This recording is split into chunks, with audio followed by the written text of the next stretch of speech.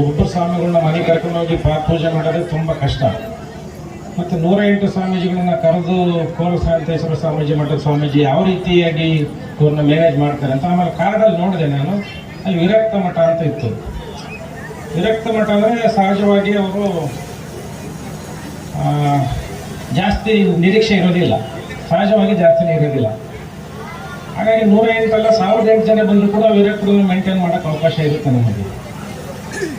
ಯಾಕೆಂದರೆ ಅವರು ಅಲ್ಲಮ್ಮ ಪ್ರಭುವನ್ನ ಪ್ರಿನ್ಸಿಪಲನ್ನು ಅಳವಡಿಸ್ಕೊಂತಕ್ಕಂಥ.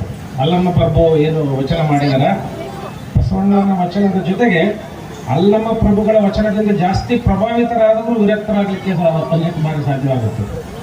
ಯಾಕಂದರೆ ಅನೇಕ ಪುಸ್ತಕಗಳು ನೋಡೋ ಅಲ್ಲಮ್ಮ ನಡೆಗೆ ಅಂತ ಇದೆ, ಅಲ್ಲಮ್ಮ ನಡೆಗೆ ಅಂತ.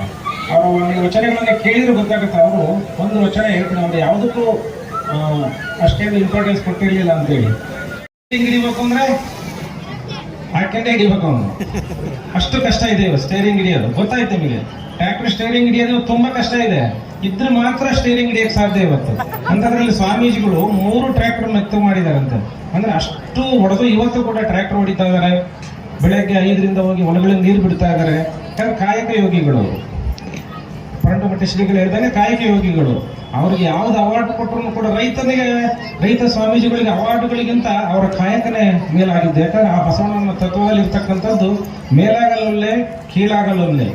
ಯಾಕೆ ಅದು ನಮಗೆ ಬೇಕು ಅಂತ ಹೇಳಿ ಅವರು ತತ್ವ ಒಂದು ಪಾಲಿಸಿ ಇವತ್ತು ಕಾಯಕ ಯೋಗಿಗಳಾಗಿ ಈ ಭಾಗದಲ್ಲಿ ಅನೇಕ ಕಾರ್ಯಗಳನ್ನು ಮಾಡಿದ್ದಾರೆ. ಮಠ ಏನೂ ಇರಲಿಲ್ಲ ಅಂತ ಹೇಳ್ತಾ ಇದ್ರು ಮಾನ್ಯ ನಮ್ಮ ಮಾಜಿ ಸಂಸದರು.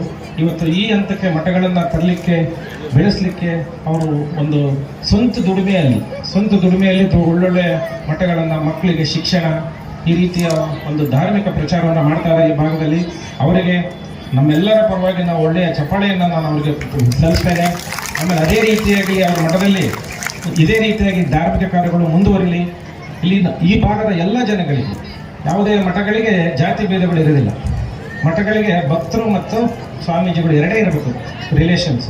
ಭಕ್ತರು ಮತ್ತು ಸ್ವಾಮೀಜಿಗಳು ಆ ಥರ ಇದ್ದಾಗ ಮಾತ್ರ ನಮ್ಮ ಸಮಾಜದ ಉದ್ಧಾರ ಆಗುತ್ತೆ. ಅದಕ್ಕೆ ಈ ಸ್ವಾಮೀಜಿಗಳು ಒಂದು ಉದಾಹರಣೆ ಆಗಿದ್ದಾರೆ. ತಾವೆಲ್ಲರೂ ಕೂಡ ಸ್ವಾಮೀಜಿಗಳು ಮತ್ತು ನಾಳೆ ಬರ್ತಕ್ಕಂಥ 108 ಗಣಾಧೀಶ್ವರರು, ಮಠಾಧೀಶ್ವರರು ಎಲ್ಲರ ಒಂದು ದರ್ಶನ ಮಾಡಲಿಕ್ಕೆ ಅವಕಾಶ ಮಾಡಿಕೊಟ್ಟಿದ್ದಾರೆ. ಅದನ್ನು ಕೂಡ ತಾವೆಲ್ಲ ಪಡ್ಕೋಬೇಕು. ಮುಂದುವರೆದು ಈ ಭಾಗದಲ್ಲಿ ತುಂಬ ಬಿಸಿಲಿದ್ದರೂ ಕೂಡ ಜನಗಳು ಈ ಒಂದು ಉತ್ಸವದ ಇವತ್ತು ಒಂದು ರೀತಿಯಲ್ಲಿ ತಾವೆಲ್ಲ ಆಗಮಿಸಿದಿರಿ.